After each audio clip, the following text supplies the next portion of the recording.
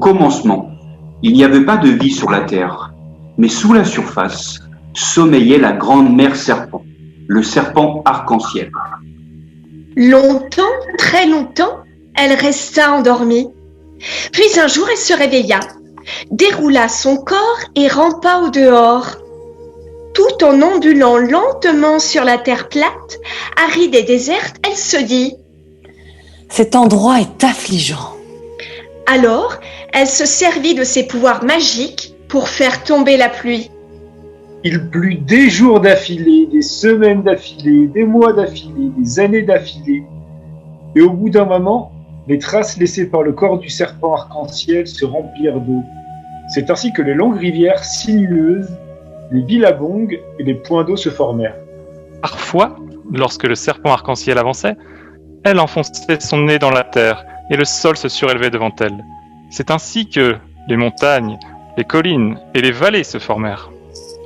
À certains endroits, le lait des seins s'infiltrait dans la terre et le rendait fertile.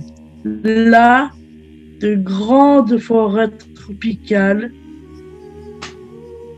poussèrent, ainsi que toutes sortes d'herbes et de tapis de fleurs multicolores. Quand le serpent arc-en-ciel eut créé un univers à sa convenance, elle retourna dans les entrailles de la terre et réveilla les créatures qui continuaient à y dormir. Elle réveilla d'abord les mammifères et les conduisit vers les endroits les mieux appropriés pour eux.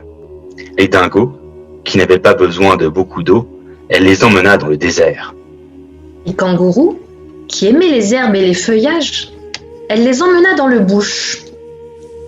Et les rainettes, qui aimaient le frais, la pénombre et l'humidité, elle les emmena dans la forêt tropicale.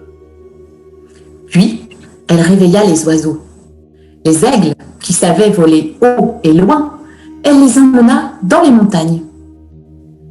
Les cacatoès rosalbins, capables de voler uniquement sur de courtes distances, elle les emmena dans les billabongs. Et les émeux, qui ne volaient pas du tout, elle les emmena dans les plaines où ils pouvaient courir sans limite. Puis, elle réveilla et fit sortir les créatures qui vivaient dans l'eau. Elle emmena les barramundi dans les rivières, les grenouilles dans les mares et les tortues dans les lagons. Ensuite, elle réveilla les insectes et les arachnides. Aux fourmis, à scarabées, araignées et scorpions, elle montra les rochers, les fissures et les endroits sablonneux les mieux adaptés à leurs conditions. Tout à la fin, elle fit sortir une femme et un homme.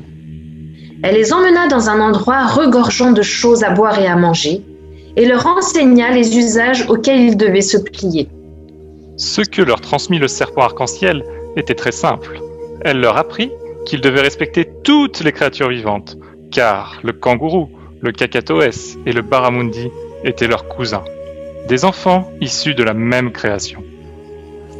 Et elle leur expliqua qu'ils devaient respecter la terre et en prendre soin, car ces rochers, ces arbres et ces points d'eau étaient sacrés, puisqu'ils faisaient partie, eux aussi, du monde qu'elle avait créé.